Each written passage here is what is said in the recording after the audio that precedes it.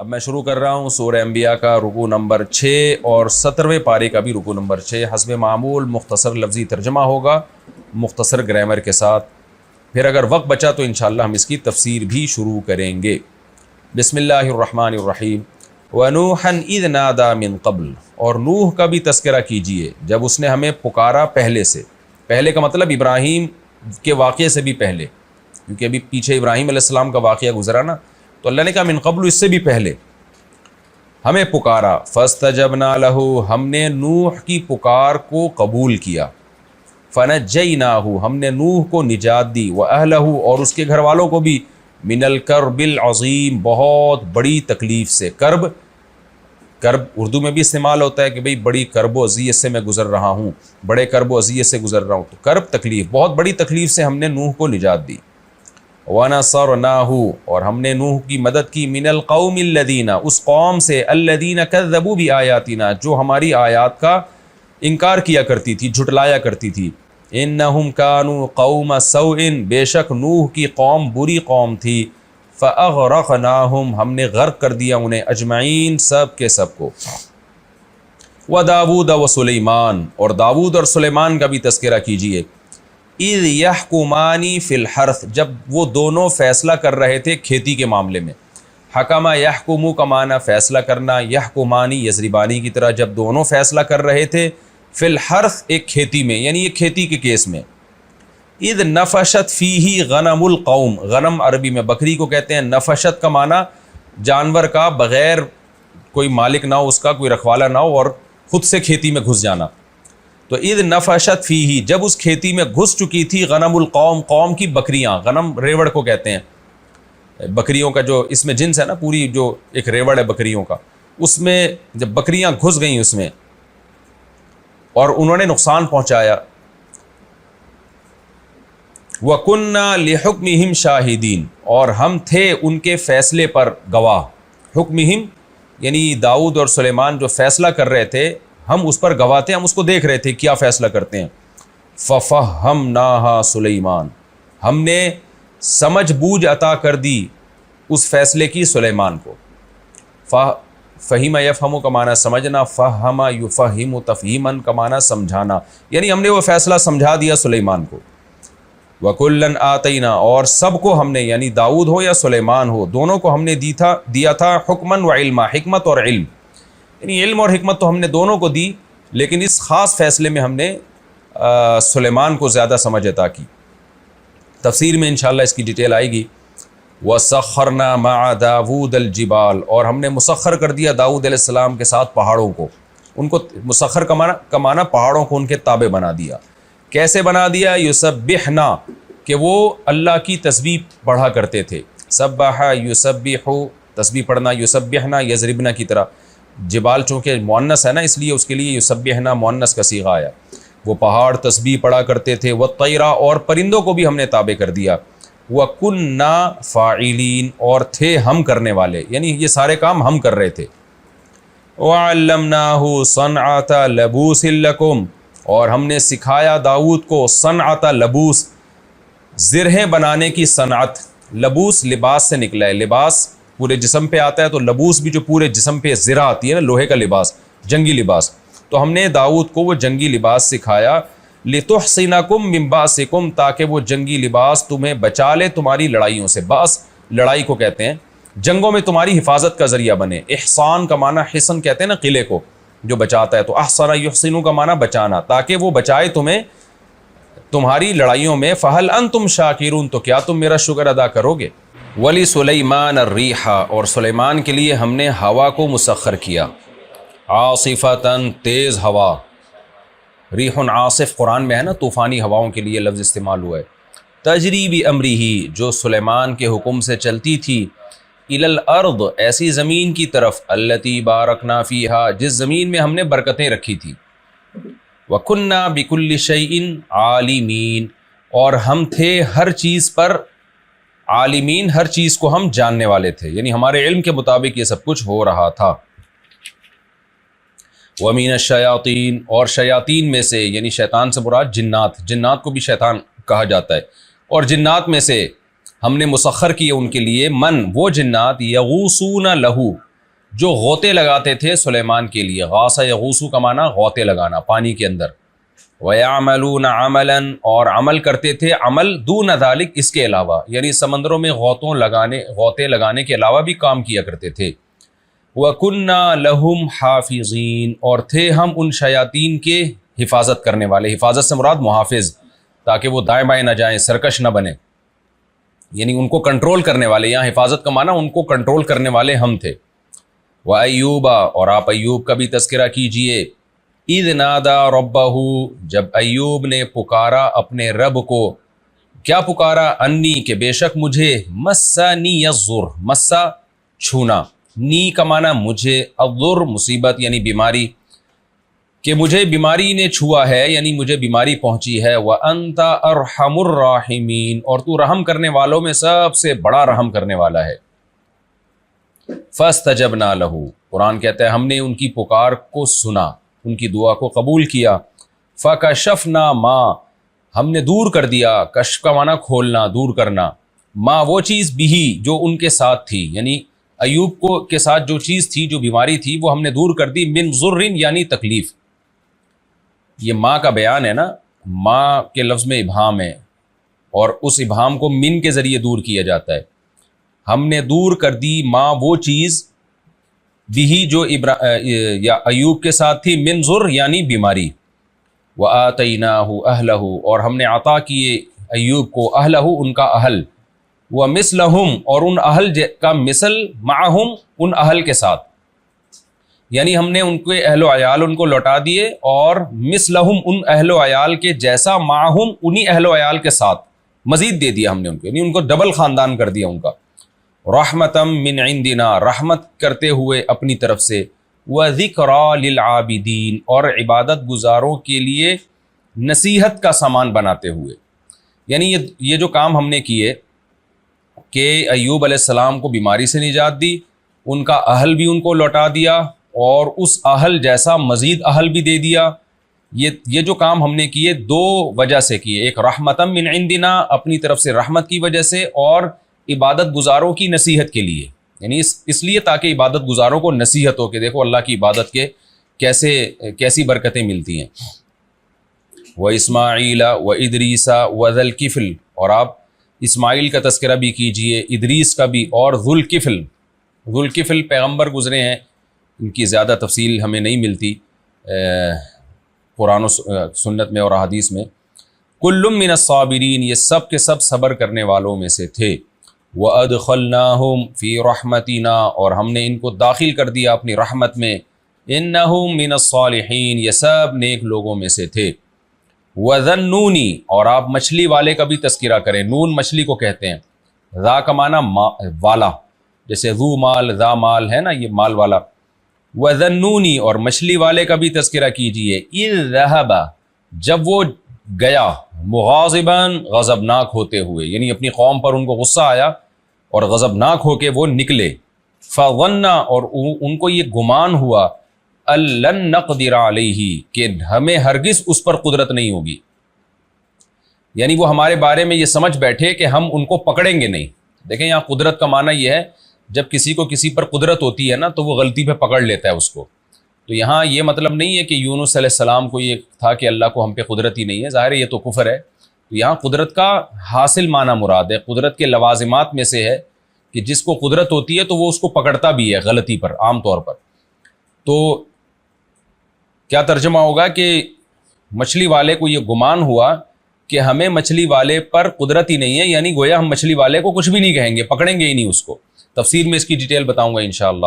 فنادا فی الظلمات پس اس مچھلی والے نے اندھیروں میں پکارا، اللہ الہ الا اللہ کہ بے شک اللہ کے سوا کوئی لا الہ الا انتا کہ کوئی عبادت کے لائق نہیں ہے مگر تو، یعنی اللہ کو پکارا انہوں نے. سبحانکا تو ہر عیب سے پاک ہے. انی کنتو من الظالمین بے شک تھا میں ظالمین میں سے، یعنی غلطی مجھ سے ہوئی ہے. فاستجبنا لہ ہم نے ان کی پکار کو قبول کیا. ونجیناہ من الغم اور ہم نے نجات دی یونس کو غم سے.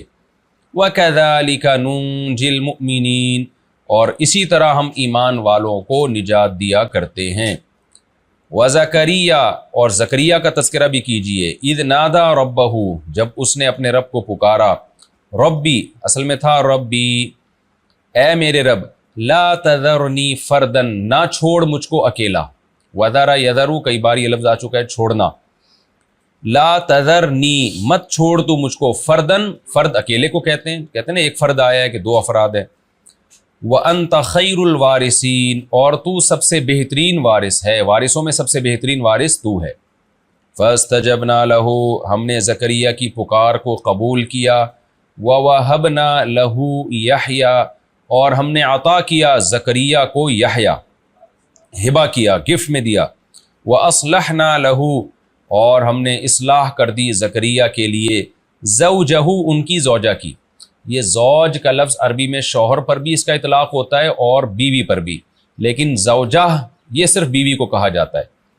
ہم نے ان کی زوجہ کو درست کر دیا، یعنی ان کی بیماری بانجھ پنے کی دور کر دی، انہم کانو بے شک یہ لوگ تھے، یعنی زکریا اور ان کی زوجہ اور یہ جو خاندان تھا زکریا علیہ السلام کا، یسارعون فی الخیرات نیکیوں میں ایک دوسرے سے آگے بڑھتے تھے، سرعت کہتے ہیں جلدی کرنا، سارع یسارع مسارعتن ایک دوسرے کے مقابلے میں جلدی کرنا، میں نے بتایا نا گرامر میں کہ باب مفعلہ جب آتا ہے تو اس میں مقابلہ ہو جاتا ہے، یعنی ایک دوسرے سے بڑھ چڑھ کر نیکی میں پہل کیا کرتا تھا یہ خاندان، وَيَدْعُونَنَا اور ہمیں پکارا کرتے تھے، رغباً رغبت کے ساتھ، وَرَهْبًا اور خوف کے ساتھ، یعنی جہنم کا خوف اور جنت کی امید، خوف اور امید کے ساتھ ہمیں پکارتے تھے، وَكَانُوا لَنَا خَاشِعِينَ اور تھے یہ ہم سے ڈرنے والے، والتی اور اس کا بھی تذکرہ کیجئے، الذی مذکر کے لیے استعمال ہوتا ہے اور التی مؤنث کے لیے، اس کا بھی تذکرہ کیجئے، احصنت فرجہا جس نے اپنی شرمگاہ کی حفاظت کی، احسان حفاظت کرنا، کئی بار یہ لفظ آ چکا ہے، یعنی حرام سے بچایا، ایسے نہیں جیسے یہودی طعنہ دیتے ہیں کہ معاذ اللہ زنا کیا، نہ اللہ کہتے ہیں اس کا بھی تذکرہ کیجئے جس نے اپنی شرمگاہ کی حفاظت کی، فنفخنا فیہا پھر ہم نے اس عورت میں یعنی مریم میں پھونکا، من روحنا اپنی روح کو، مراد عیسیٰ علیہ السلام ہے جن کو روح اللہ کہا جاتا ہے، اپنی روح سے ہم نے ان میں پھونکا، وجعلناہا اور ہم نے اس کو بنایا، وابنہا اور اس کے بیٹے کو بھی، ابن تھا الف سائلنٹ ہو گیا، وابنہا ہم نے اس مریم کو اور اس کے بیٹے کو بنا دیا، آیۃ للعالمین تمام جہان والوں کے لیے ایک نشانی، ان ہذہ امتکم بے شک یہ سب کے سب، یہ جو تذکرہ پیچھے ہوا ہے یہ امتکم تمہاری امت ہے، امتا واحدتا ایک امت، یعنی یہ سب کے سب پیغمبر جتنے بھی گزرے ہیں یہ سب اصل میں ایک امت ہے، یعنی چونکہ توحید میں سب مشترک ہیں، مسائل میں احکام میں تو اختلاف تھا لیکن توحید میں سب کا ایک عقیدہ بیسک کہ خدا ایک ہے اور اسی کی مان کے چلنے میں خیر ہے اور اسی سے کو پکارا جائے گا، تو اس لیے اللہ نے کہا یہ سب ایک امت ہے، وَأَنَا رَبُّكُمْ اور میں تمہارا رب ہوں، فَاعْبُدُونَ اصل میں تھا فَاعْبُدُونِی عبادت کرو تم سب میری، یا کو حذف کر دیا، تو فَاعْبُدُونَ تم سب میری عبادت کرو، میں تمہارا رب ہوں، وَتَقَطَّعُوا أَمْرَهُمْ لیکن لوگوں نے اپنے معاملے میں ٹکڑے ٹکڑے ہو گئے، یعنی فی امرہم، تقطعوا کا معنی ٹوٹ گئے، یعنی ایک تو ہوتا ہے نا قطع کا معنی کاٹنا، تقطع ایسے ٹکڑے ٹکڑے ہو گئے لوگ، یعنی امت تو ایک ہی تھی، تمام پیغمبروں کی ایک ہی راستہ تھا، لیکن لوگوں نے کیا کیا، وَتَقَطَّعُوا أَمْرَهُمْ بَيْنَهُمْ آپس میں اپنے معاملے میں ٹکڑے ٹکڑے ہو گئے، بیسیوں قسم کے مذاہب ایجاد کر لیے، لیکن اللہ فرماتے ہیں کُلٌّ إِلَيْنَا رَاجِعُونَ سب نے ہماری ہی طرف لوٹ کر آنا ہے۔ یہ جی لفظی ترجمہ ہو گیا اس 17ویں پارے کا بھی رکو نمبر 6، آج میں شروع کروں گا اس کی تفسیر، اس کا لفظی ترجمہ مختصر گرامر کے ساتھ ہو چکا ہے، ہم تفسیر کی طرف چلتے ہیں۔ اعوذ باللہ من الشیطان الرجیم، بسم اللہ الرحمن الرحیم، ونوحا اذ نادى من قبل فاستجبنا له۔ آپ کو معلوم ہے یہاں انبیاء کے واقعات بیان ہو رہے ہیں، سورت کا نام ہی سورہ انبیاء ہے، تو انبیاء میں جو قدر مشترک چیز جو بیان ہو رہی ہے، سورہ ہود میں، سورہ اعراف میں جو انبیاء کا تذکرہ ہوا اس میں انبیاء کرام کی دعوت کا تذکرہ ہوا کہ انہوں نے قوم کو بلایا، پھر قوم نے کیا جواب دیا، پھر پیغمبر نے کیا جواب دیا، پھر اس جواب کا جواب کیا دیا قوم نے، وہاں پیغمبروں اور قوموں کے درمیان جو بھی ان کی بات چیت تھی اس کا قرآن نے تذکرہ کیا ہے، لیکن سورہ انبیاء میں پیغمبروں کے اللہ کے ساتھ جو معاملات تھے، کیسے کیسے مصیبتوں میں پیغمبروں نے اللہ کو پکارا، اس کا تذکرہ ہے، تاکہ یہ مضمون ثابت ہو کہ مصیبت میں صرف اور صرف اللہ کو پکارا جائے گا۔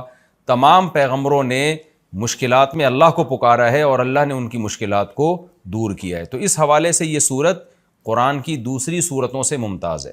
دوبارہ مختصر بتاتا ہوں، دوسری صورتوں میں کیا ہے؟ انبیاء کی دعوت، کہ پیغمبروں نے قوم کو کیسے دعوت دی اور قوم نے جواب میں کیا کہا اور پھر قوم کا انجام کیا ہوا۔ جبکہ سورہ انبیاء میں جو پیغمبروں کا تذکرہ ہے کہ ان پیغمبروں کا اللہ کے ساتھ کیا معاملہ تھا۔ ہاں یہاں دعوت کا بھی تذکرہ ہے، لیکن دعوت کا تذکرہ کم ہے۔ وَنُوحًا إِذْ نَادَىٰ مِن قَبْلُ، اور نوح کا تذکرہ بھی کیجئے جب انہوں نے پہلے پکارا، یعنی ابراہیم سے بھی پہلے، کیونکہ اس سے پہلے حضرت ابراہیم کا تذکرہ گزرا ہے۔ فَاسْتَجَبْنَا لَهُ، ہم نے نوح کی پکار کو سنا۔ 950 سال نوح علیہ السلام نے دعوت دی اور سخت اذیت دی گئی نوح علیہ السلام کو۔ 1000 سال کا عرصہ کوئی کم نہیں ہوتا۔ تو اللہ کہتے ہیں پھر بالآخر ہم نے نوح کی پکار کو سنا۔ فَنَجَّيْنَاهُ، ہم نے نوح کو بھی نجات دی، وَأَهْلَهُ، اور ان کے اہل و عیال کو بھی، مِنَ الْكَرْبِ الْعَظِيمِ، بہت بڑی تکلیف سے۔ اس سے پتہ چلتا ہے کہ قوم کی طرف سے جو مخالفت تھی وہ تھوڑی نہیں تھی، بہت بڑی مخالفت تھی۔ اور اس سے بھی پتہ چلتا ہے کہ اللہ دعا قبول کرتا ہے، لیکن بعض دفعہ دیر ہوتی ہے۔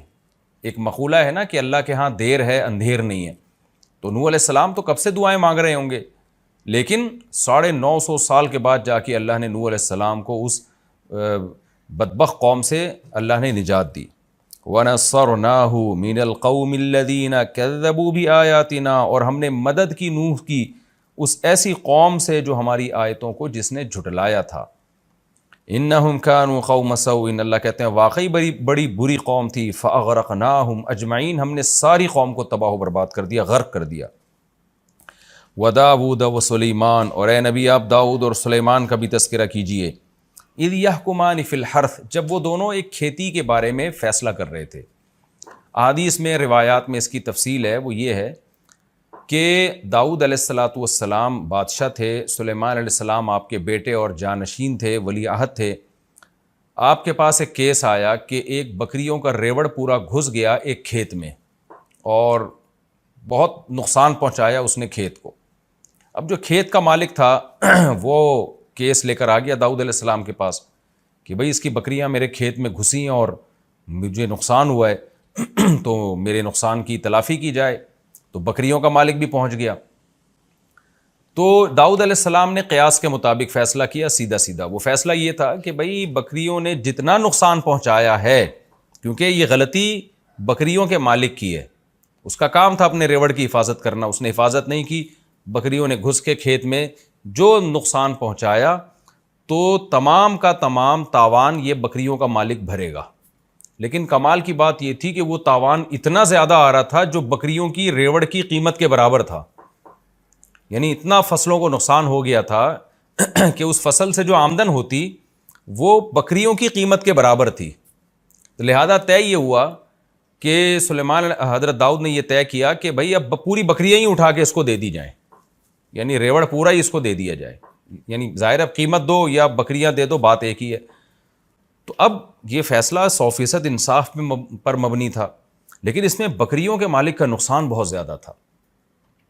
بکریوں کے مالک کا اس میں بہت زیادہ نقصان تھا کہ اس کا پورا ریوڑ ہی جا رہا ہے۔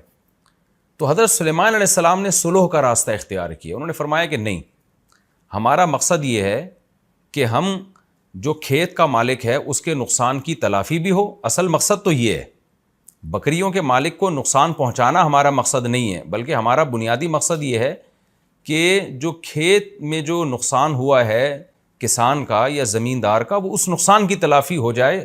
کس طرح سے ہو، یہ تلافی کرے بکریوں کا مالک۔ تو اس کی تلافی کا آسان راستہ یہ ہے کہ یہ کھیت حوالے کیے جائے بکریوں کے مالک کو، کہ بکریوں کا جو مالک ہے نا وہ اس کھیت میں زراعت کرے گا اور کھیت کو اس حالت پہ لوٹائے گا جس حالت پہ نقصان سے پہلے تھا، اور اس دوران یہ تمام بکریاں یہ کھیت کے مالک کے پاس رہیں گی اور کھیت کا مالک ان بکریوں سے فائدہ اٹھائے گا، اس کا دودھ استعمال کرے گا، اور ظاہر دودھ ہی استعمال ہو سکتا ہے۔ یعنی جب تک یہ کھیت اپنی پہلی حالت پہ بحال نہیں ہو جاتا اس وقت تک کھیت کا مالک جو گزارا کرے گا وہ بکریوں کے دودھ سے کرے گا. اس کو کہتے ہیں سلو. سلو کا مطلب ہوتا ہے کہ آپ قانون کے مطابق فیصلہ نہ کریں بلکہ دو فریقوں میں کمپرومائز کا راستہ اختیار کریں آپ. تو جو بھی جج ہو یا قاضی ہو، اچھا جج، اچھا قاضی، اچھا فیصلہ کرنے والا وہی ہوتا ہے کہ وہ دونوں فریقوں کو کسی ایسی درمیانی بات پر آمادہ کر لے جس میں دونوں کا نقصان نہ ہو. تو داؤد علیہ السلام کا فیصلہ بھی حق پر مبنی تھا، لیکن اس میں بکریوں کے مالک کا نقصان بہت ہو رہا تھا. تو اس لیے داؤد علیہ السلام نے کیا کیا، سلیمان علیہ السلام نے صلح کا راستہ اختیار کیا کہ بھئی ہمارا مقصد تو یہ ہے کہ کھیت کے مالک کا جو نقصان ہوا ہے اس کی تلافی ہو جائے. تو تلافی ڈالی جائے بکریوں کے مالک کے ذمہ. اس سے کہا جائے بھئی تم ہمیں ویسا ہی کھیت کر کے دو جیسا پہلے تھا، اس میں تمہاری محنت لگے گی، لیکن اس محنت کے بدلے میں تمہاری بکریاں محفوظ ہو جائیں گی. تمہاری جو کئی سالوں کی کمائی ہے کہ ساری بکریاں اٹھا کے ہم کسی کو دے دیں وہ بچ جائے گی. تو اس پہ کھیت کے مالک بھی اس پہ راضی ہو گیا کہ ٹھیک ہے بھائی، جب تک میں بکریوں سے فائدہ اٹھاتا ہوں مجھے میرا کھیت پرانی کنڈیشن میں کر کے دے دے. تو یہ اس کو کہتے ہیں صلح. فقہ میں کتاب الصلح پورا ایک باب ہے، ہدایہ جو فقہ کی مشہور کتاب ہے، اس میں طلبہ پڑھتے ہیں کتاب الصلح. آج کے دور میں اس کی ایک بہترین مثال ہے ہمارے سامنے. ہمارے پاس بہت دفعہ یہ سوال آتا ہے کہ والد صاحب نے زندگی میں گھر بنایا تھا، اس کے اوپر ایک والد صاحب نے پورشن بنا دیا. اب کیا ہوا کہ بڑے بیٹے نے یا منجلے بیٹے نے اس پورشن کے اوپر ایک اور مکان بنا دیا جس مکان کا وہ بیٹا مالک تھا. اب والد کے مرنے کے بعد مسئلہ یہ کھڑا ہوتا ہے کہ زمین اور نیچے کا پورشن اس کا تو مالک والد صاحب تھے، اور جو اوپر والا پورشن ہے اس کا مالک تھا بڑا بیٹا.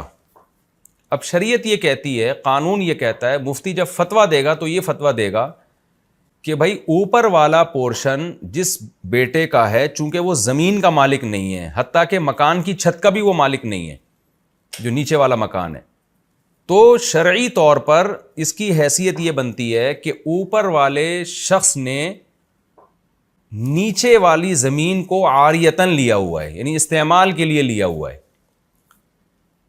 بھائی میں آپ کو اپنی بائک دیتا ہوں استعمال کے لیے، میں آپ کو اپنی گاڑی دیتا ہوں استعمال کے لیے. تو جو اپنی کوئی بھی چیز استعمال کے لیے کسی کو دیتا ہے اسے ہر وقت حق ہوتا ہے کہ وہ اپنی چیز واپس لے لے، چاہے وہ 100 سال کے لیے بھی دے، لیکن عاریتاً دیا ہے نا تو حق ہے. میں آپ کو اپنی گاڑی دیتا ہوں استعمال کے لیے، بائک دیتا ہوں، میں کہتا ہوں جی میں نے آپ کو 20 سال کے لیے دی ہے، لیکن کل میرا دماغ گھوم جاتا ہے، میں کہتا ہوں جی واپس کرو، مجھے نہیں. یہ تو کیونکہ ایک تبرع ہے نا، احسان ہے. تو جب چاہیں آپ اپنی زمین واپس لے لیں، اپنی گاڑی واپس لے لیں. تو جیسے آپ کسی کو سواری کے لیے اپنی گاڑی دیتے ہیں تو عاریتاً آپ کسی کو اپنی زمین بھی دے سکتے ہیں کہ بھئی یہ میری زمین ہے، اس پہ چاہو اپنا گھر بنا لو. اب کسی شخص نے آپ کی زمین پہ اپنا گھر بنا لیا تو آپ کو شریعت ہر وقت یہ حق دیتی ہے کہ آپ کسی بھی وقت اس سے کہہ سکتے ہو مجھے اپنی زمین چاہیے اور یہ مکان خالی، یعنی گھر توڑ کے لے جاؤ، بڑا ملبہ اٹھاؤ یہاں سے. یہ شرعی طور پہ حق ہے. تو جب بھی آپ کسی کے گھر پہ اپنا گھر بناتے ہیں تو خوب سمجھ لیں، جو نیچے کا جس کا پورشن ہے، جس کے پاس لینڈ ہے، جس کے پاس زمین ہے، اس کو یہ حق ہے کہ وہ کسی بھی ٹائم پہ آپ کو کہہ سکتا ہے کہ یہ مکان اوپر توڑ تاڑ کے لے جاؤ، میری زمین اور میری چھت مجھے خالی کر کے دو. یہ شرعی طور پر اس کو حق ہے. اب جب وراثت میں ہمارے پاس اس طرح کا مسئلہ آتا ہے تو ہم جواب لکھتے ہیں، وہ یہی اکثر مفتیان کرام جواب لکھتے ہیں کہ بھئی یہ جو اوپر والا جس نے پورشن بنایا ہے نا، اب نیچے والے وارثین اگر چاہتے ہیں کہ وہ یہ آرڈر دے دیں اوپر والے کو کہ بھئی ہماری چھت خالی کرو اور یہ تم نے جو بنایا تھا یہ توڑ کے واپس لے جاؤ، تو ان کو یہ حق ہے. لیکن آپ کو پتہ ہے اس میں اوپر والے کا نقصان بہت ہے. اس نے لاکھوں روپے لگا کے ایک فلیٹ بنایا اور فتویٰ یہ دیا جا رہا ہے کہ جی توڑ کے لے جاؤ. تو پھر مفتی صلح کا راستہ یہ ایسی صورت میں اختیار کرتا ہے، جو ہم کرتے رہتے ہیں، لوگوں کو بتاتے رہتے ہیں کہ بھئی دیکھو، بجائے اس کے کہ آپ جس بھائی نے اوپر کا پورشن بنایا تھا اب اس کو توڑنے کا آرڈر دیا جائے گا، آرڈر دیں گے تو اس کو توڑنا پڑے گا، لیکن اس میں اس کا نقصان بہت ہے. تو ہم کوئی ایسی صورت اختیار کر لیتے ہیں جس میں اس کا بھی نقصان نہ ہو اور نیچے والوں کا بھی نقصان نہ ہو. تو اس میں پھر صلح کا راستہ اختیار کیا جاتا ہے. پھر یہ کہا جاتا ہے بھائی یہ دیکھا جائے کہ اوپر والے گھر اگر نہ ہوتا تو اس پورے مکان کی قیمت کیا ہوتی، اوپر والا گھر بننے کی وجہ سے اس پورشن کی قیمت کیا یعنی اس پورے مکان کی قیمت میں کتنا اضافہ ہوا ہے. تو آپ ایسا کریں کہ اوپر والے بھائی کو وہ قیمت دے کے وہ مکان اس سے لے لیں آپ، اور وہ وراثت میں اس کو شامل کر لیں. تو یہ بھی صلح کا راستہ ہے. اس میں نہ اوپر والے کو نقصان ہوا نہ نیچے والے کو نقصان ہوا، اور توڑنے میں تو سب کا نقصان ہے.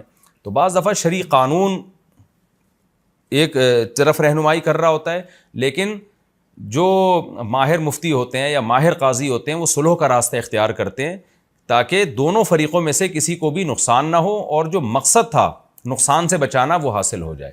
تو یہ کتاب الصلح پورا ایک فقہ کے میں ایک پورا باب ہے، اور ہماری عدالتوں میں تو صلح کا کوئی سیٹ اپ ہے ہی نہیں. میرے پاس ایک دفعہ کیس آیا، مجھے یاد ہے کہ 2 شخص کا جھگڑا تھا، لاکھوں روپے کا ان کا مسئلہ چل رہا تھا. تو مجھے پتا تھا کہ اس میں جب ایک کے حق میں فیصلہ کیا جائے گا تو دوسرے کو بہت شدید نقصان ہوگا اس میں. تو وہاں اکثر ہم بھی صلح کا راستہ اختیار کرتے ہیں کہ بھئی کچھ دو کچھ لو کی پالیسی اختیار کر کے اس پھڈے کو ختم کرو. تو یہ راستہ ہمیں اختیار کرنا چاہیے. تو یہاں بھی اللہ تعالیٰ نے حضرت سلیمان علیہ السلام کی تعریف اس لیے کی کہ داؤد علیہ السلام نے جو فیصلہ کیا وہ بھی شریعت کے مطابق برحق فیصلہ تھا، لیکن سلیمان علیہ السلام نے کمپرومائز کا راستہ اختیار کیا کہ بھئی بکریوں کے مالک نے جان کر تو بکریاں نہیں بھیجی نا جنہوں نے کھیت تباہ کر دیا. تو ٹھیک ہے قانونی لحاظ سے تو ساری بکریاں اس کو دینی پڑیں گی کھیت کے مالک کو، لیکن اس میں بیچارے کا نقصان کتنا ہے. تو کیوں نہ ہم کوئی کمپرومائز والا راستہ اختیار کریں، اس کو بھی نقصان نہ ہو اور جو کھیت کا مالک ہے اس کے نقصان کی تلافی بھی ہو جائے. تو آج بھی بہت سے لوگوں کو نا بس وہ ٹو دا پوائنٹ بات کرنے کی عادت ہوتی ہے اور وہ ایسے فیصلے کرتے ہیں کہ وہ سوسائٹی میں اس فیصلے کو لوگ قبول نہیں کرتے. تو جو حکمت پر مبنی لوگ ہوتے ہیں، جو حکیم ہوتے ہیں، حکمت والے ہوتے ہیں، وہ کوشش یہ کرتے ہیں کہ ایسا فیصلہ سنایا جائے جو دونوں کے لیے سوٹیبل ہو. تو قرآن نے یہی بتایا کہ وَدَاوُودَ وَسُلَیمان، اور داؤد اور سلیمان کا بھی تذکرہ کیجئے. اِذْ يَحْكُمَانِ فِي الْحَرْثِ، جب دونوں ایک کھیتی کے بارے میں فیصلہ کر رہے تھے. اِذْ نَفَشَتْ فِيهِ غَنَمُ الْقَوْمِ، جب قوم کی بکریاں اس میں، یعنی قوم سے مراد لوگوں کی بکریاں، کوئی خاص فرد تھا وہ مراد ہے، یعنی وہ ایک قوم ہی کا فرد تھا نا، وہ ان کی بکریوں کا ریوڑ اس میں گھس گیا. وَكُنَّا لِحُكْمِهِمْ شَاهِدِينَ، اور ہم سلیمان اور داؤد کے فیصلے کو دیکھ رہے تھے کون اس میں کیا فیصلہ کرتا ہے. فَفَهَّمْنَاهَا سلیمان، ہم نے سلیمان کو سکھا دیا، وہ سلیمان کے دل میں ہم نے ڈال دیا کہ اس طرح سے کرنا ہے. تو اللہ حضرت سلیمان کی تعریف اور یہ اس صلح کے راستے کی تعریف اللہ تعالیٰ اس لیے کر رہے ہیں تاکہ اس امت کی رہنمائی ہو کہ امت بھی ہمیشہ صلح کے راستے کو اختیار کرے، صرف فیصلے تھوپنے والا کام نہ کرے. وَكُلًّا آتَيْنَا حُكْمًا وَعِلْمًا، اللہ کہتے ہیں اب ایسا نہ ہو کہ تم داؤد کی تمہاری نظر میں ویلیو کم ہو جائے کہ داؤد علیہ السلام کو تو پتہ نہیں تھا، سلیمان کو پتہ چل گیا. اللہ کہتے ہیں نہ، ہم نے دونوں کو حکمت اور علم دیا تھا، داؤد کو بھی سلیمان کو بھی. لیکن بعض دفعہ ایسے ہوتا ہے کہ اسپیسیفک کسی خاص واقعے میں کسی کی توجہ چلی جاتی ہے، کسی کی نہیں جاتی. تو اللہ کہتے ہیں داؤد بھی حکمت والے اور علم والے تھے، سلیمان بھی حکمت والے اور علم والے، لیکن اس واقعے میں ہم نے سلیمان کو زیادہ سیدھے راستے کی طرف رہنمائی کی. وَسَخَّرْنَا مَعَ دَاوُودَ الْجِبَالَ، اور ہم نے داؤد کے ساتھ پہاڑوں کو مسخر کر دیا. اچھا، اس پچھلے واقعے میں ایک سبق یہ بھی ملتا ہے کہ قرآن کہتا ہے کہ ہم نے سلیمان کو زیادہ اچھا سمجھایا، لیکن پھر قرآن داؤد علیہ السلام کی توہین سے بھی ہمیں بچا رہا ہے کہ تم یہ نہ سمجھو کہ داؤد کے پاس علم اور حکمت نہیں تھا، وہ بھی بڑے حکمت والے اور علم والے تھے. اس میں بھی اس طرف اشارہ ہے کہ بعض دفعہ ایک کم درجے کا شخص، اس کی توجہ کسی اچھے فیصلے کی طرف چلی جاتی، اور جو زیادہ ذہین ہوتا ہے، زیادہ علم والا ہوتا ہے، اس کی توجہ نہیں جاتی. تو اس سے یہ ثابت نہیں ہو جاتا کہ جس کے دماغ میں اچھا خیال آیا وہ ہر لحاظ سے پہلے سے برتر ہے. بعض دفعہ ہوتا ہے کہ آپ زیادہ ذہین ہیں اور دوسرا کم درجے کا ذہین ہے، لیکن اس کم درجے کے ذہین کی توجہ چلی گئی اور آپ کی توجہ نہیں گئی. تو اس سے اس کم درجے والے کو یہ نہیں سمجھنا چاہیے کہ جی میں بہت ذہین ہوں یا میرے پاس علم زیادہ ہے. یہ جزیات ایسی ہیں کہ احیاناً اس طرح ہو جاتا ہے کہ ایک کم علم والے کی توجہ چلی جاتی ہے، زیادہ علم والے کی توجہ نہیں جاتی. وَسَخَّرْنَا مَعَ دَاوُودَ الْجِبَالَ، اللہ کہتے ہیں اور ہم نے داؤد کے ساتھ مسخر کر دیا تھا پہاڑوں کو. یسبحنا، کیسے مسخر کیا کہ پہاڑ بھی تسبیح بیان کیا کرتے تھے. دوسرے مقام پہ ہے نا قرآن میں یا جبال اوبی معہ والطیر، اے پہاڑوں تم بھی داؤد کے ساتھ اللہ کی حمد و ثنا کرو، اور اے پرندوں تم بھی کرو. تو پہاڑ بھی تسبیح بیان کرتے تھے. دیکھیں قرآن سے پتہ چلتا ہے کہ اس کائنات کی ہر چیز اللہ کی تسبیح بیان کرتی ہے. سورہ نور میں ہے وَإِن مِّن شَيْءٍ إِلَّا يُسَبِّحُ بِحَمْدِهِ، ہر چیز اللہ کی تسبیح بیان کرتی ہے. تو سوال پیدا ہوتا ہے کہ جب ہر چیز تسبیح بیان کرتی ہے تو یہاں داؤد علیہ السلام کی کیا خصوصیت ہوئی کہ ہم نے پہاڑوں کو مسخر کیا اور وہ بھی تسبیح کرتے تھے. تو اس سے صاف پتہ چلتا ہے کہ ویسے تو ہر چیز بزبان حال اللہ کی تعریف کر رہی ہے، لیکن جو داؤد علیہ السلام کا معجزہ تھا وہ یہ تھا کہ باقاعدہ سبحان اللہ الحمدللہ کی پہاڑوں سے آوازیں آیا کرتی تھی. یہ معجزہ تھا داؤد علیہ السلام کا کہ داؤد علیہ السلام جب زبور تلاوت کرتے یا اللہ کی حمد و ثنا کرتے تو پہاڑوں سے بھی لا الہ الا اللہ کی اور پرندوں سے بھی لا الہ الا اللہ کی آوازیں آنا شروع ہو جایا کرتی تھیں. وَكُنَّا فَاعِلِينَ، اللہ کہتے ہیں اور یہ سارے کام ہم کر رہے تھے. یہ بھی ایک اشکال کا جواب ہے کہ پہاڑ کیسے اللہ کی تسبیح بیان کر رہے ہیں، پرندے کیسے کر رہے ہیں؟ تو اللہ کہتے ہیں پرندہ نہیں کر سکتا زبان کے ذریعے کہ وہ زبان انسان کی سمجھ میں آئے، پہاڑ نہیں بول سکتا، لیکن یہ سارے کام ہم کر رہے تھے. اسی سے علماء نے استدلال کیا ہے کہ جتنے بھی معجزے پیغمبروں سے صادر ہوتے ہیں ان کا اصل فاعل اللہ ہوتا ہے، پیغمبر نہیں ہوتے. تو اس لیے اللہ کہہ رہے ہیں سارے کام میں کر رہا تھا، داؤد نہیں کر رہے تھے یہ سارے کام، کہ ان کے حکم پر پہاڑوں کا سے جو آواز آئی ہے تو یہ آواز ہم نے نکالی ہے پہاڑوں سے. وَعَلَّمْنَاهُ صَنْعَةَ لَبُوسٍ لَكُمْ، اللہ کہتے ہیں ہم نے داؤد کو سکھایا صنعۃ لبوس. لبوس کی تشریح میں کر چکا ہوں ترجمے میں.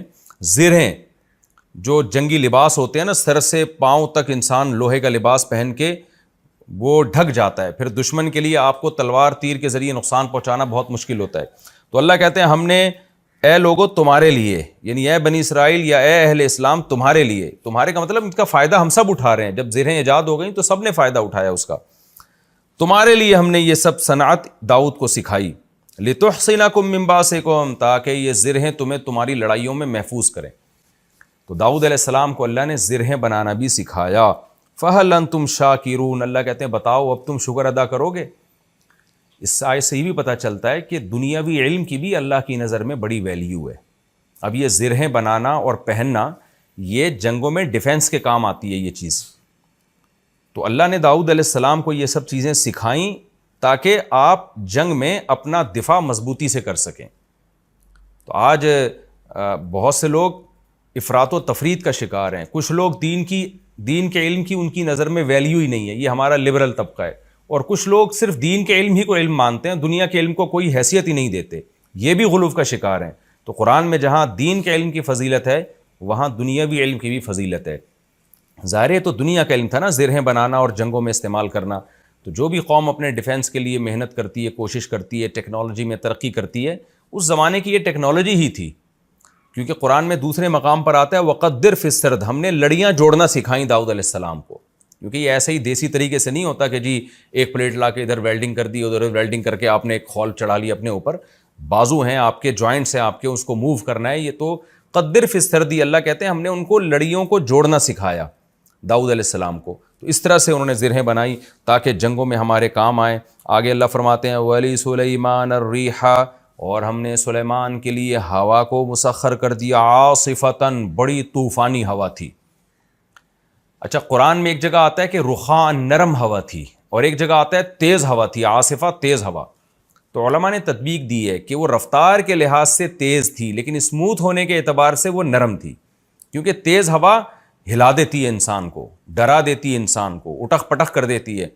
تو اسپیڈ کے لحاظ سے تیز تھی، اتنی تیز کہ مہینوں کا سفر دنوں میں ہونا شروع ہو گیا. اور لیکن نرم اتنی کہ جیسے ہم جہاز میں جب سفر کرتے ہیں نا تو کیسے اسپیڈ کے ساتھ جا رہا ہوتا ہے لیکن کوئی جھٹکے نہیں آتے، کوئی انسان ہلتا جلتا نہیں ہے اس میں. تو اس لحاظ سے وہ ہوا نرم تھی سلیمان علیہ السلام کے لیے. تجری بامرہ الی الارض التی بارکنا فیہا، یہ ہوائیں چلتی تھیں سلیمان کے حکم سے اس زمین کی طرف جس زمین میں ہم نے برکت رکھی ہے، یعنی ارض شام، بیت المقدس. سلیمان علیہ السلام کا مرکز اور داؤد علیہ السلام کا جو مرکز تھا خلافت کا وہ بیت المقدس تھا، فلسطین تھا. وہاں سے آپ پوری دنیا میں ٹریولنگ کرتے تھے تو اس کے لیے آپ کو ایک تخت اللہ نے دیا جو ہوا میں اڑتا تھا، اور ہوائیں پوری فوج کو اور جنات شیاطین کو لے کے جہاں چاہتی بہت اس رفتار کے ساتھ وہ ہوائیں آپ کے تخت کو پہنچا دیا کرتی تھی. وَكُنَّا بِكُلِّ شَيْءٍ عَالِمِينَ، اور اللہ کہتے ہیں ان تمام چیزوں کو ہم جانتے تھے کہ ہم نے سلیمان کو کیا کیا نعمتیں دی ہیں اور کیوں دی ہیں. یہ سب چیزوں کا ہمیں علم تھا. یعنی جس کا علم کامل ہوتا ہے تو وہ کام وہ کرتا ہے جو حکمت پر مبنی کام ہوتے ہیں. تو یعنی ہمارے تمام کام حکمت پر مبنی کام تھے. وَمِنَ الشَّيَاطِينَ، اللہ کہتے ہیں اور ہم نے سرکش جنات، شیطان کا اطلاق سرکش جناتوں پر ہوتا ہے. تو یہاں شیطان سے ابلیس مراد نہیں ہے بلکہ سرکش جنات ہم نے وہ بھی مسخر کر دیے سلیمان کے لیے من وہ جنات تھے یغوصون لہو جو سلیمان کے لیے غوطے لگاتے. جیسے روایات میں اور قرآن میں ہے کہ سمندر کے اندر غوطے لگاتے. کیوں لگاتے؟ سمندر کے اندر سے نایاب موتی ہیرے جواہرات نکالتے تاکہ سلیمان علیہ السلام کی معیشت اس سے مضبوط ہو. یہ بھی اگر آپ دیکھیں کہ معدنیات کا کسی ملک میں نکلنا اس ملک کی معاشی ترقی کے لیے بہت مفید ہے. اس کا ثبوت قرآن سے بھی ہے. تو سلیمان علیہ السلام کی حکومت کو اللہ مضبوط کرنے کے لیے کیا اللہ نے کیا کہ جنات کو آپ کے تابع کر دیا. وہ سمندر کی تہ میں جا کے ہیرے جواہرات نکالتے. اس سے بھی پتہ چلتا ہے کہ دنیاوی اسباب اختیار کرنا یہ نہ توکل کے خلاف ہے نہ شریعت کے خلاف ہے. ورنہ سلیمان علیہ السلام کو کیا ضرورت تھی کہ سمندروں میں غوطے لگوا کے وہاں سے ہیرے جواہرات نکالیں، موتی نکالیں. وہ کہتے بھائی ہم دنیا دار لوگ تھوڑی، ہم تو بس اللہ اللہ کریں گے اور جو کرنا ہوگا اللہ نے خود کرے گا، اللہ خود کرے گا. ہمیں ہیرے جواہرات اور اتنا عالی شان تخت بنانے کی کیا ضرورت ہے. لیکن ایک اسٹیبل گورنمنٹ تھی سلیمان علیہ السلام کی، زبردست حکومت تھی، اور اللہ نے آپ کو مشن دیا تھا کہ پوری دنیا میں آپ نے اس حکومت کو قائم کرنا ہے. تو اس کے لیے اللہ نے آپ کو اسباب اور وسائل دیے. آگے اللہ فرماتے ہیں وَيَعْمَلُونَ عَمَلًا دُونَ ذَلِكَ، اور اس کے علاوہ بھی بہت سارے اعمال یہ شیاطین کیا کرتے تھے. دوسرے مقام پہ آتا ہے، وہ جب ہم وہاں پہنچیں گے تو وہاں میں اس کا تفصیلی تذکرہ کروں گا کہ وہ جنات سلیمان علیہ السلام کی جو فوجیں تھیں نا، ان کے لیے بڑے بڑے دیگڑے بنایا کرتے تھے تاکہ وہ فوجی بیرکوں میں جا کے اس میں کھانا کھائیں. تو اتنے بڑے بڑے برتن بنایا کرتے تھے اور قلعے بنایا کرتے تھے، اور وتماثیل وجفان کالجواب وقدور الراسیات. تو ایسے بہت سارے کام، بڑی بڑی عمارتیں بنایا کرتے تھے ان کے لیے. تو بہت سارے کام جو انسانوں کے لیے بنانا بہت مشکل تھا، تو جنات کے ذریعے سلیمان علیہ السلام وہ کام کیا کرتے تھے. آگے اللہ فرماتے ہیں وَكُنَّا لَهُمْ حَافِظِينَ. سوال پیدا ہوتا ہے اتنے بڑے بڑے سرکش جنات سلیمان کے تابع کیسے ہو گئے؟ ظاہر ہے جو جن سمندر میں گھس کے اس کی تہ سے موتی نکال کے لا رہا ہے اور بڑے بڑے پہاڑوں پہ پتھروں کو لے کے جا رہا ہے تو انسان کو بھی بڑا نقصان پہنچا سکتا ہے، اور انسان کے تابع کیوں بنے گا؟ اس کا اللہ نے جواب دیا وَكُنَّا لَهُمْ حَافِظِينَ. ان جنات کی حفاظت ہم کر رہے تھے. حفاظت کا مطلب پہرا ہم دے رہے تھے کہ وہ سرکش نہ ہونے پائیں. اس سے پتہ چلتا ہے کہ آج کے عاملین جو کہتے ہیں نا ہم نے جناتوں کو تابع کیا ہوا، یہ جھوٹ بولتے ہیں. جنات کو تو اللہ نے تابع کیا تھا، سلیمان علیہ السلام کے لیے مسخر کیا. تو تبھی تو قرآن اشکال کا جواب دے رہا ہے کہ اتنے پاورفل جنات انسان کے فرما بردار کیسے بن گئے. تو اللہ کہتے ہیں وہ خود تھوڑی بنے، کنّا لہم حافظین، ہم حفاظت کر رہے تھے ان کی، ہم نے ان کو ہلنے نہیں دیا، سلیمان کا روب ان کے اوپر ڈال دیا. تو آج کے عامل نہ تو سلیمان علیہ السلام ہیں نہ یہ اتنے پاورفل ہیں کہ یہ جنات کو اپنے قابو میں لیں. حقیقت یہ ہے کہ جنات نے ان کو اپنے قابو میں لیا ہوا ہوتا ہے اور پھر ان سے الٹے الٹے کام جنات کروا رہے ہوتے ہیں.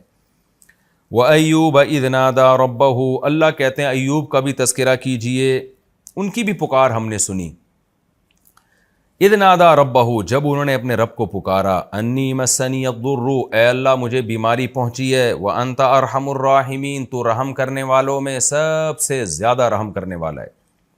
دیکھیں ایوب علیہ السلام کئی سال کسی خطرناک اور تکلیف دہ بیماری میں پڑے رہے. وہ بیماری کیا تھی اس کا ہمیں حدیث میں تذکرہ نہیں ملتا، جو بھی تھی لیکن تکلیف دہ بیماری تھی. اسی بیماری میں کہا جاتا ہے کہ ایک وبا پھیلی جس میں ایوب علیہ السلام کے اہل و عیال کا بھی انتقال ہو گیا. آپ کو اللہ نے خوب اولاد دی تھی، ساری اولاد اسی وبا میں، یا تو وبا تھی کہ سارے اہل خانہ اس کی لپیٹ میں آئے، یا وبا نہیں تھی، ویسے ہی کوئی بیماری کی وجہ سے سارے اہل و عیال کا انتقال ہو گیا. صرف آپ کی ایک زوجہ بچی تھیں جنہوں نے آپ کی بڑی خدمت کی. جیسے کہ سورہ صاد میں آتا ہے کہ حضرت ایوب حدیث میں بھی اس کی تفصیل ہے کہ ایوب علیہ السلام کی زوجہ نے بہت صبر کیا اپنے شوہر کی بیماری پہ، کئی سال اپنے شوہر کی خدمت کرتی رہیں. لیکن ایوب علیہ السلام چونکہ اتنا عرصہ بیمار تھے، جب انسان بیمار ہوتا ہے اس کی طبیعت میں تھوڑا سا چڑچڑا پن پیدا ہو جاتا ہے. تو ان کی زوجہ سے ایک دن آپ کی خدمت میں کچھ کوتاہی ہوئی. حضرت ایوب علیہ السلام کو غصہ آیا، آپ نے فرمایا میں ٹھیک ہو گیا تو تجھے 100 کوڑے ماروں گا میں. لیکن بعد میں آپ کو ندامت ہوئی کہ بھئی یہ میری بیوی تو بڑی نیک ہے، اس نے بیماری میں اتنی خدمت کی ہے.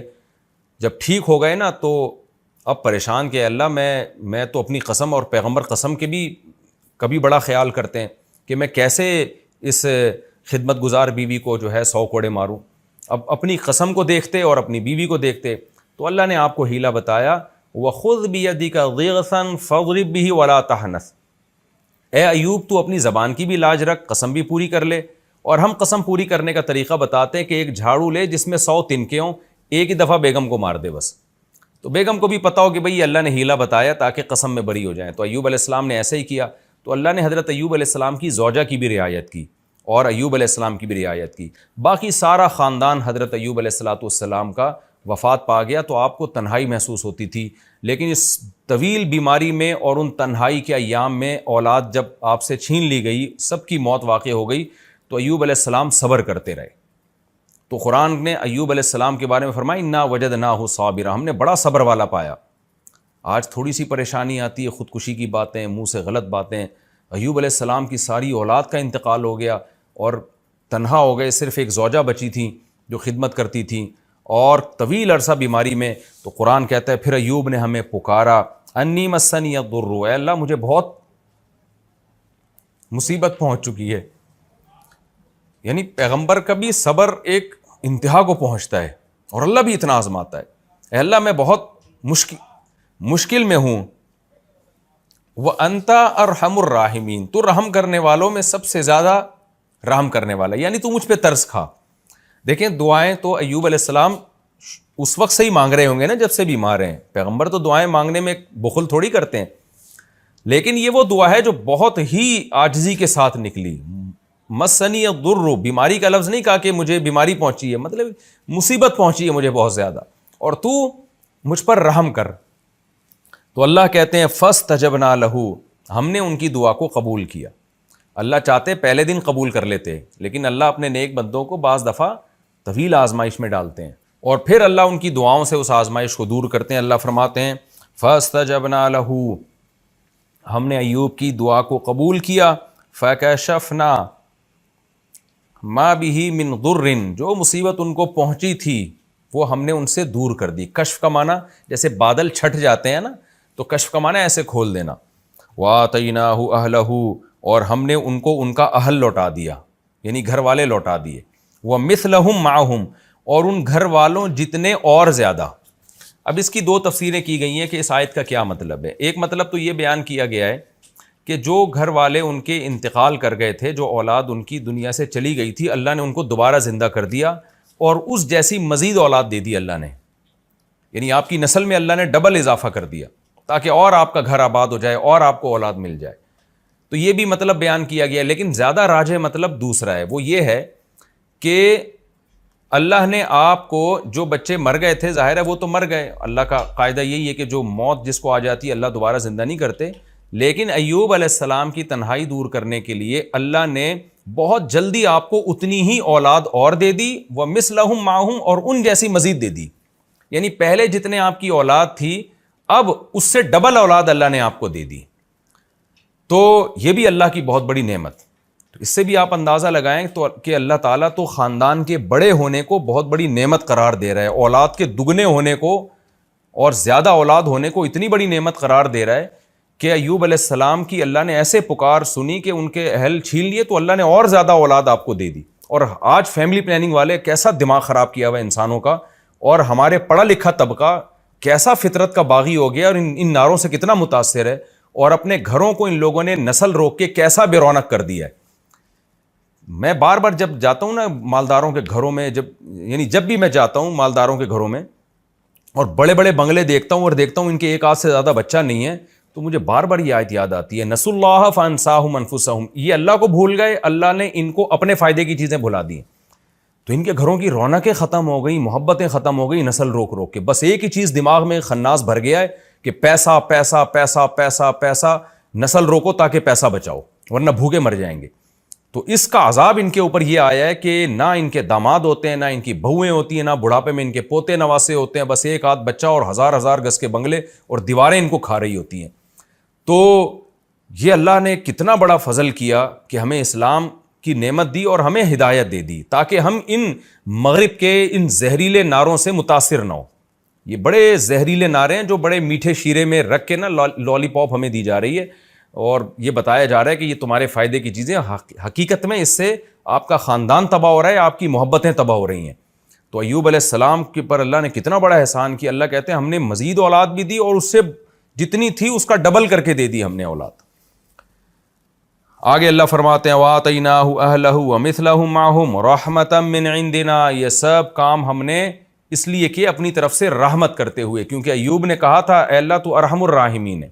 تو ایک عام شخص جب رحم کرتا ہے تو زیادہ زیادہ وہ رحم یہ کرتا ہے کہ تکلیف دور کر دے گا آپ کو، لیکن اللہ جب رحم کرتا ہے تو صرف تکلیف دور نہیں کرتا بلکہ اس مزید نعمتیں دے کے اس کی تلافی بھی کر دیتا ہے. آگے اللہ فرماتے ہیں ہم نے یہ رحمت کے لیے کیا، وَذِكْرَىٰ لِلْعَابِدِينَ، اور جو ہمارے عبادت کرنے والے غلامی کرنے والے لوگ ہیں ان کی نصیحت کے لیے ہم نے یہ کام کیا. ذکرہ کا معنی نصیحت، تاکہ ایوب علیہ السلام کا واقعہ جب وہ پڑھیں تو جو ہمارے عبادت گزار فرمانبردار لوگ ہیں انہیں نصیحت ہو جائے کہ دیکھو خدا آزماتا ہے، اگر اس آزمائش میں آپ نے صبر کیا تو کیسی نعمتیں اللہ نیک لوگوں کو دیتا ہے، تاکہ ان کو ہمیشہ کے لیے نصیحت ہو جائے.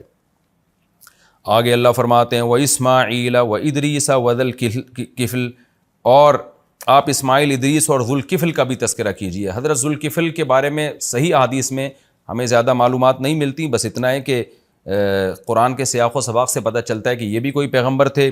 کل من الصابرین، اللہ فرماتے ہیں سب صبر کرنے والے تھے.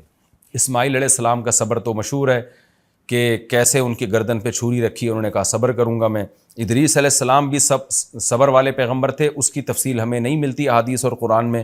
اور ذوالکفل بھی صبر والے پیغمبر تھے، کیا صبر کیا ہمیں نہیں ملتا، لیکن اتنی بات ہے کہ ان سب نے صبر کیا.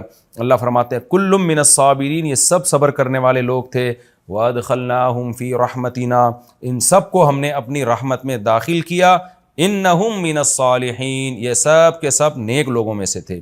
وَذَنُّونِ، اچھا اللہ حضرت یونس کا تذکرہ ان سے الگ کر رہے ہیں کیونکہ ان سے ایک ایسا کام ہوا جو بظاہر بے صبری کا تھا، اس لیے اللہ نے ان کا الگ تذکرہ کیا. وہ کیا تذکرہ ہے کہ یونس علیہ السلام جب اپنی قوم کی تبلیغ کرتے کرتے تھک گئے اور ان کو لگا کہ اب اس قوم پر اللہ کا عذاب آئے گا تو کہیں میں بھی عذاب میں نہ پکڑا جاؤں، تو حضرت یونس علیہ السلام اللہ سے پرمیشن لیے بغیر قوم کو چھوڑ کے چلے گئے. اللہ تعالیٰ کو اس بات پہ ناراضی ہوئی کہ میرے پیغمبر نے مجھ سے پوچھے بغیر قوم کو کیوں چھوڑ دیا، کیونکہ اللہ کے علم میں یہ بات تھی کہ جب اس قوم پر عذاب آنے لگے گا نا تو یہ عام قوموں کی طرح اترائے گی نہیں. دیکھیں قوم عاد، قوم سمود اور دوسری قوموں پہ جب عذاب آیا تو عذاب دیکھ کے بھی مذاق اڑاتے تھے. وہ ہذا عارض ممطرنا، پیغمبر نے کہا کہ بھئی یہ بادل آ رہے ہیں پتھر برسیں گے، تو انہوں نے کہا نہیں بادل جب آتے ہیں بارش برستی ہے، پتھر نہیں برستے. پھر پیغمبر کہہ رہے ہیں کہ یہ وہ عذاب ہے جس کی تم جلدی کرتے تھے، تو پھر بھی قوم عاد اور قوم سمود کو عبرت نہیں ہوئی. لیکن یونس علیہ السلام کی قوم وہ خوش قسمت قوم تھی کہ جب انہوں نے عذاب آتا دیکھا نا بادل تو وہ ڈر گئے، ان کو لگا کہ بھئی یہ خدا کا عذاب ہے. یونس علیہ السلام نے کہا تھا اور وہ ہم علاقہ بھی چھوڑ کے چلے گئے، اب تو واقعی عذاب آ رہا ہے، تو فوراً وہ توبہ کرنے لگے، پوری قوم گڑ گڑانے لگی. تو اللہ کے علم میں چونکہ یہ بات پہلے سے تھی کہ یہ قوم ہدایت پا جائے گی، ایمان لے آئے گی، تو اس لیے اللہ تعالیٰ کو یونس علیہ السلام کا قوم کو ایسے چھوڑ کے جانا پسند نہیں آیا. لیکن یونس علیہ السلام کا مقصد خدا کی نافرمانی نہیں تھی. یونس علیہ السلام پر اللہ کے خوف کا غلبہ تھا، اللہ کی خشیت کا غلبہ تھا. حالانکہ آپ کو پتہ تھا کہ اللہ پیغمبروں کو عذاب نہیں دیتا، لیکن اللہ کا خوف، اللہ کا جلال، اللہ کا عذاب ایسی چیز ہے کہ پیغمبر، جیسے حدیث میں آتا ہے نا جب ذرا سی بارش تیز یعنی بادل آتے، ہوائیں چلتی، ہمارے نبی پر ایک خوف طاری ہو جایا کرتا تھا. تو یونس علیہ السلام کا بھی معاملہ ایسے ہوا. وَذَنُّونِ، اللہ فرماتے ہیں نون والے مچھلی والے کا بھی تذکرہ کریں. اِذ ذَهَبَ مُغَاضِبًا، جب وہ غضبناک ہو کے گیا. کس سے غضبناک ہوا؟ قوم سے. فَظَنَّ، اور وہ یہ سمجھ بیٹھا، أَلَّن نَّقْدِرَ عَلَيْهِ، کہ ہمیں یونس پر قدرت ہی نہیں ہے. دیکھیں یہ قرآن کی بلاغت ہے. یہاں لفظی ترجمہ تو یہ ہوگا کہ یونس یہ سمجھے کہ ہمیں اللہ کو ان پر قدرت ہی نہیں ہے، حالانکہ پیغمبر یہ سمجھ ہی نہیں سکتے نا. تو یہ بلاغت ہے، یہ ہم عام محاوروں میں بھی استعمال کرتے ہیں کہ جب کوئی شخص یہ سمجھتا ہے نا کہ فلاں مجھے عذاب ہی نہیں دے گا، تکلیف ہی نہیں دے گا، تو ہم کہتے ہیں کہ یہ سمجھتا ہے کہ گویا اس کو اس پہ قدرت ہی نہیں ہے.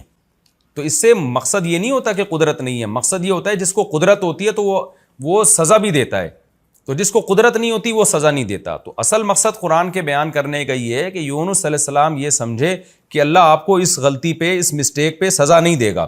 تو اس کو قرآن نے بلاغتاً یوں تعبیر کیا کہ یونس یہ سمجھے کہ اللہ کو آپ پر قدرت ہی نہیں ہے. تو یہ بلاغت ہے. بلاغت کہتے ہیں کہ کون الکلامی مطابقا لمقتضی الحال، یعنی جو حالت تقاضا کر رہی ہے نا کلام بالکل اس کے مطابق لے کر آنا. تو اس میں بعض دفعہ ایسا کلام لایا جاتا ہے جس سے حقیقت مراد نہیں ہوتی، مجاز مراد ہوتا ہے۔ اس کی بہت ساری مثالیں ہمیں ملتی ہیں۔ ہم بات بات پہ کہتے ہیں میں تمہاری ٹانگیں توڑ دوں گا، میں تمہیں مار دوں گا، حالانکہ اس سے حقیقت مراد نہیں ہوتی۔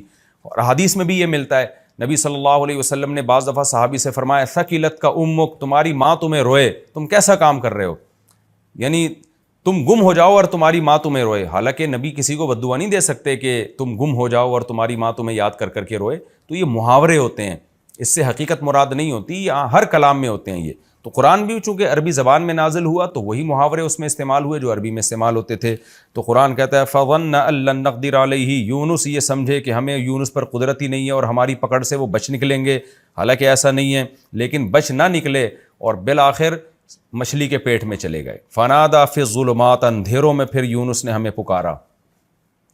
یونس علیہ السلام جب فرار ہوئے نا اور سمندر کے راستے کشتی میں بیٹھے تو آگے جا کے بھنور آیا اور کشتی ڈوبنے لگی، تو کشتی کے ملاح نے کہا کہ بھئی ایک شخص کو کشتی سے نکلنا پڑے گا تاکہ کشتی کا وزن ہلکا ہو، اور کوئی ایسا شخص ہے جو اپنے مالک کی پرمیشن کے بغیر آیا ہے۔ تو یونس علیہ السلام کو احساس ہو گیا کہ بھئی میں اللہ کی مرضی کے بغیر آیا ہوں تو یہ میرے ہی لیے ہوا ہے یہ سب کچھ۔ تو یونس علیہ السلام نے ارادہ کیا کہ وہ کشتی سے اتر جاتے ہیں، سمندر میں چھلانگ لگا لیتے ہیں، لیکن قوم نے کہا کہ نہیں ہم قرآن اندازی کریں گے، اور قرآن اندازی میں حضرت یونس ہی کا نام آیا۔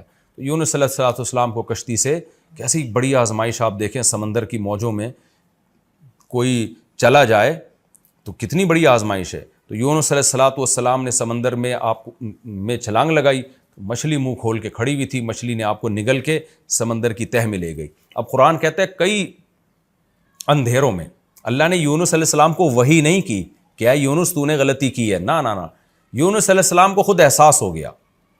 تو اس سے پتہ چلتا ہے نیک لوگوں کے ساتھ جب کوئی ایسا کام ہو رہا ہو نا جو ان کی آزمائش ہو تو ان کو احساس ہو جاتا ہے کہ ہم سے کوئی غلطی ہوئی ہے جس کی ہمیں سزا مل رہی ہے۔ تو یونس علیہ السلام جب اندھیروں میں گئے ہیں، یعنی ایک مچھلی کے پیٹ کا اندھیرا، سمندر کی تہہ کا اندھیرا اور رات کا اندھیرا، تو یہ تمام اندھیرے مل گئے۔ یونس علیہ السلام نے پھر مچھلی کے پیٹ میں پکارا، ان کو احساس ہو گیا کہ مجھ سے کوئی غلطی ہوئی ہے، اور کہا کہ لا الہ الا انت، اے اللہ تیرے سوا کوئی عبادت کے لائق نہیں، یعنی میں صرف تجھی کو پکاروں گا، سبحانک تو ہر عیب سے پاک ہے۔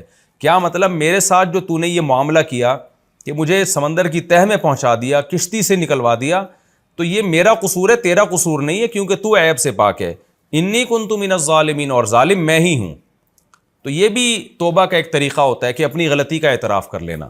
اللہ فرماتے ہیں فاستجبنا لہ، ہم نے یونس کی پکار کو سنا۔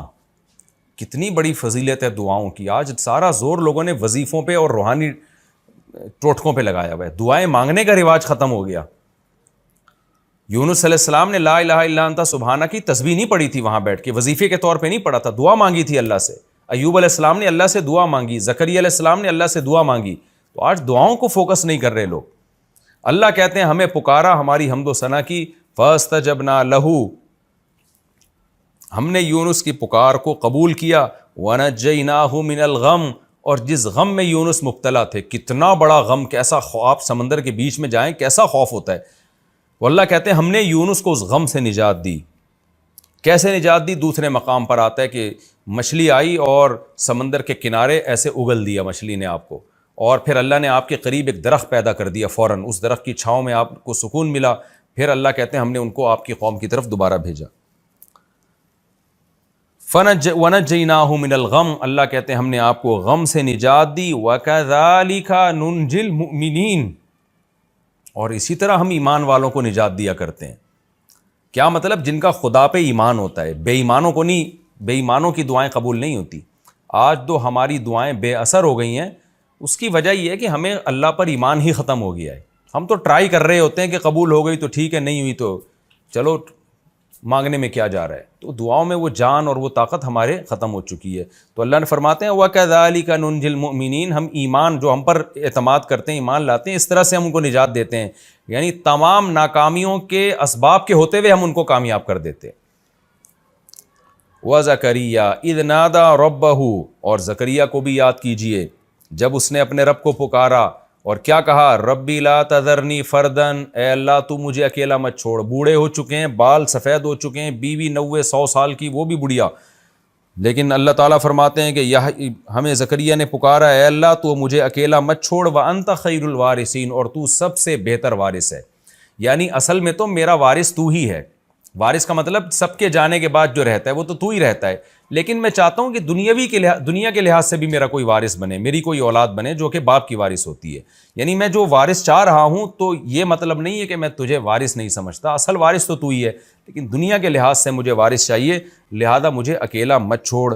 فاستجبنا لہ، اللہ کہتے ہیں ہم نے آپ کی پکار کو سنا، ووہبنا لہ یحییٰ، اور ہم نے آپ کو یحییٰ ہبہ کیے، گفٹ میں دیے، واصلحنا لہ زوجہ، اور زکریا کے لیے ان کی زوجہ، زوج سے مراد ان کی بیوی ہے، اور ہو کے ضمیر حضرت زکریا کی طرف لوٹ رہی ہے، ہم نے زکریا کی زوجہ کو بھی ٹھیک کر دیا، یعنی بانجھ پنے کی اصلاح کر دی ہم نے۔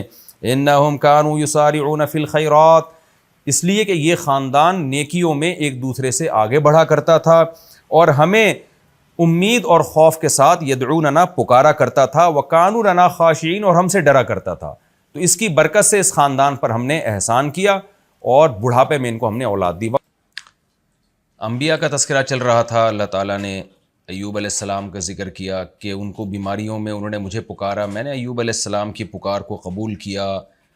یونس علیہ السلام نے مچھلی کے پیٹ میں مجھے پکارا، میں نے ان کی پکار کو سنا اور ان کی دعا کو قبول کیا۔ پھر زکریا علیہ السلام نے مجھے پکارا، میں نے آپ کو اولاد دی اس بڑھاپے میں، اور اللہ نے فرمایا یہ لوگ نیکیوں میں ایک دوسرے سے آگے بڑھا کرتے تھے اور ہمیں رغبت اور خوف سے پکارتے تھے۔ زکریا علیہ السلام کے بعد اللہ تعالیٰ حضرت مریم کا تذکرہ کر رہے ہیں، والتی احصنت فرجہا، اے نبی اس کا بھی تذکرہ کیجئے جس نے اپنی شرمگاہ کی حفاظت کی۔ فنفخنا فیہا من روحنا، پھر ہم نے اس مریم میں اپنی روح کو پھونکا، من روحنا اپنی روح۔ عیسیٰ علیہ السلام کو روح اللہ کہا جاتا ہے کیونکہ آپ کی پیدائش کا ظاہری سبب نہیں تھا، آپ کو اللہ نے اپنی کن کی طاقت سے پیدا کیا، اللہ نے اپنی کن کی طاقت سے پیدا کیا اور جبریل علیہ السلام کے ذریعے پیدا کیا، تو جبریل علیہ السلام بھی روح اللہ کہلاتے ہیں، تو اس لیے عیسیٰ علیہ السلام کا جو لقب ہے وہ روح اللہ بھی ہے۔ ہم نے اپنی روح سے ان میں پھونکا، وجعلناہا وابنہا، اور ہم نے مریم کو اور اس کے بیٹے کو یعنی عیسیٰ کو بنا دیا آیۃ للعالمین، تمام جہان والوں کے لیے ایک نشانی، یعنی اپنی قدرت کی بہت بڑی نشانی بنا دیا، کیونکہ ہمیشہ سے لوگ دیکھتے آ رہے تھے کہ مرد اور عورت کا ملاپ ہوتا ہے تو اولاد پیدا ہوتی ہے، تو اللہ نے اپنی طاقت اور قدرت دکھانے کے لیے کہ میں اسباب کا محتاج نہیں ہوں، اللہ نے حضرت مریم کو بغیر شوہر کے اولاد دے دی، اور پھر حضرت عیسیٰ کو بغیر باپ کے پیدا کیا اللہ تعالیٰ نے، اور پھر دلائل کے انبار لگا دیے حضرت مریم کے برحق ہونے پر بھی اور عیسیٰ کے برحق ہونے پر بھی۔ بچپن میں ماں کی گود میں عیسیٰ علیہ السلام سے گواہی دلوائی، پھر حضرت مریم کی زندگی بڑی پاک دامنی میں گزری تھی، خاندان بڑا پاک دامن تھا، تو وہ ویسے ہی عقل سے بعید تھا کہ ایسے پاک دامن خاندان کی پاک دامن لڑکی، عبادت گزار لڑکی جسے بے موسم پھل ملتے ہیں معجزاتی طور پر، وہ کیسے زنا کی طرف جا سکتی ہے؟ یعنی حضرت مریم کی سیرت کو بھی ایسے بنایا، ان کا خاندان کو بھی، اور پھر معجزوں کے انبار لگا دیے، جس سے صاف پتہ چل جائے کہ مریم معاذ اللہ زناکار نہیں ہے، اور حضرت عیسیٰ کو اللہ نے اپنی قدرت سے بغیر باپ کے پیدا کیا۔ تو یہ ساری چیزیں بنی اسرائیل نے اپنی آنکھوں سے دیکھیں، اور جس کی قسمت میں ایمان تھا، ہدایت تھی، اس نے حضرت مریم کی پاک دامنی کا اعلان کیا، حضرت عیسیٰ کی نبوت کو مانا، اور مان لیا کہ اللہ کچھ کرنے میں سبب کا محتاج نہیں ہے۔ لیکن جو بدبخت تھے، جن کی آنکھوں پہ پٹی بندھی ہوئی ہے، جنہوں نے سائنس اور ٹیکنالوجی کو خدا بنا لیا ہے اور وہ سمجھتے ہیں کہ اسباب کے بغیر دنیا میں کچھ ہو ہی نہیں سکتا، انہوں نے اتنے سارے معجزے دیکھ کر بھی کہا کہ نہیں، بغیر باپ کے اولاد پیدا نہیں ہو سکتی، لہذا عیسیٰ ابن مریم معاذ اللہ نقل کفر، وہ معاذ اللہ زنا کے بدلے میں، زنا کے نتیجے میں پیدا ہوئے ہیں۔ تو اس سے میں اتنا زور اس بات پہ اس لیے لگا رہا ہوں کہ آج بھی ایسے لوگ موجود ہیں جو معجزوں کا انکار کرتے ہیں، اور کمال کی بات یہ ہے کہ مسلم اسکالرز میں ایسے لوگ پیدا ہو گئے ہیں، جب بھی کوئی حدیث آئے گی جس میں کسی کرامت یا معجزے کا تذکرہ ہوگا، انہوں نے تعویلات کرنی ہے، گھمانی پھرانی ہے اس کو اور نہیں ماننا۔ اور اس سے بڑھ کر ایسے لوگ بھی موجود ہیں، ایسے اسکالرز بھی، کہ جب کسی ولی اللہ یا بزرگ کی کرامت کا وہ سنتے ہیں تو بھی مذاق اڑاتے ہیں، حالانکہ وہ کرامت مستند ذریعے سے ہم تک پہنچی ہوتی ہے۔ مجھے یاد ہے میں نے ایک دفعہ کسی سے کہا کہ میں نے شہید کے خون کی خوشبو اپنی ناک سے سونگھی. مذاق اڑانے لگا کہ ارے پھینک رہے ہو آپ لوگ, جھوٹ بولتے ہو. میں نے کہا مجھے کیا ضرورت بھائی جھوٹ بولنے کی. تو یہ سب مادہ پرست لوگ ہیں جنہوں نے یہ فرض کر لیا ہے کہ خدا اپنی طاقت اور قدرت دکھا ہی نہیں سکتا. لیکن بار بار میں بتاتا ہوں کہ ایک دوسری طرف بھی غلو ہے, وہ یہ ہے کہ ہر شعبدے کو لوگوں نے معجزہ اور کرامت سمجھنا شروع کر دیا ہے, اور جو کوئی الٹا سیدھا کرتا چلا جا رہا ہے, نہ اس کا عمل ہے نہ علم ہے اس کے پاس, مگر وہ شعبدے دکھا رہا ہے تو اس کو لوگ مانتے رہتے ہیں. تو یہ بھی غلط ہے. کرامت اور معجزہ اس کے صدور کے لیے, اس کو ہم معجزے کو تو پیغمبر سے معجزہ ہوتا ہے, اور جب پیغمبر سے معجزہ ہوتا ہے تو اللہ دلائل کی انبار لگا دیتے ہیں اس پیغمبر کی نبوت کے برحق ہونے پر. اور ولی اللہ سے جب کرامت ہوتی ہے تو مستند ذریعے سے پہنچی ہو اور اس کا ولی ہونا ثابت ہو تو مانی جائے گی. اگر ولی ہونا ثابت نہیں ہے یا کرامت مستند ذریعے سے نہیں پہنچی پھر اس کو نہیں مانا جائے گا. پھر یہی ہے جیسے آج کل بدعتیوں نے کرامتوں کے ایک باب کھولے ہوئے ہیں اور قصے کہانیاں گڑھی ہوئی ہیں, اور ان کے جو مشائخ اور پیر و مرشد ہیں وہ خود شریعت پہ نہیں چل رہے ہوتے ہیں, وہ مختلف قسم کے شعبدوں کو انہوں نے کرامت کے کھاتے میں ڈالا ہوا ہوتا ہے. آگے اللہ تعالیٰ ان تمام پیغمبروں کا تذکرہ کرنے کے بعد ایک خلاصے کے طور پر بتاتے ہیں کہ ان ہذہ امتکم امۃ واحدہ, دیکھو یہ ایک امت تھی, تمہاری امت. تمہاری امت کا مطلب یہ تمام پیغمبر جو تھے امتن واحدن, یہ یعنی حقیقت میں ایک ہی امت تھے, اور یہ سب تمہارے تھے جن کو تمہیں فالو کرنا تھا. ان کا دین سب کا ایک ہی تھا, یعنی بیسک تو سب کی ایک ہی ہے نا, اور وہ کیا ہے؟ انا ربکم فاعبدون وانا ربکم فاعبدون. اللہ کہتے ہیں اور میں تمہارا رب ہوں تو میری عبادت کرو.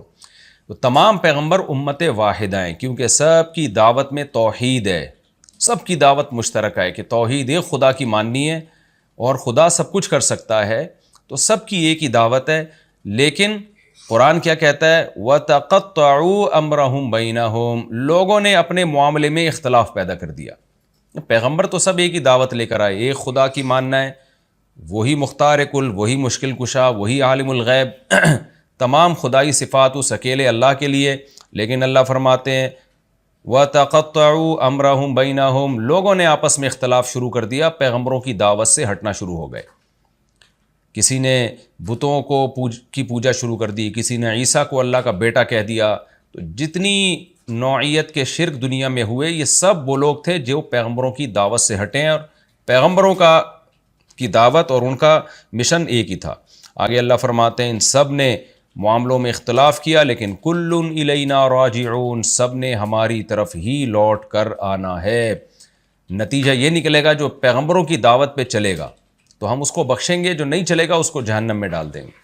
تو یہ ہمارا رکوع کمپلیٹ ہوا. اس میں جو پیغمبروں کی بنیادی دعوت تھی وہ بھی آپ نے دیکھ لی. وہ بنیادی دعوت کیا ہے کہ جب کسی پیغمبر کو کوئی پریشانی آئی تو انہوں نے صرف اللہ کو پکارا, حالانکہ اس پریشانی سے نکلنے کا کوئی ظاہری سبب ان کے پاس موجود نہیں تھا.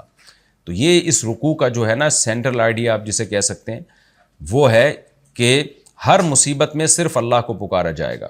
دوسری بات ہمیں اس رکوع کے ضمن میں یہ بھی پتہ چلی, علمی جو بات ہے, جو اس سبق ہے کہ دیکھیے پیغمبروں پہ بھی آزمائشیں آئی ہیں. آج جب کسی پہ کوئی آزمائش آتی ہے تو وہ یا تو یہ سمجھتا ہے کہ میں کوئی عذاب میں ہوں, میں کوئی گناہ ہوا ہے مجھ سے.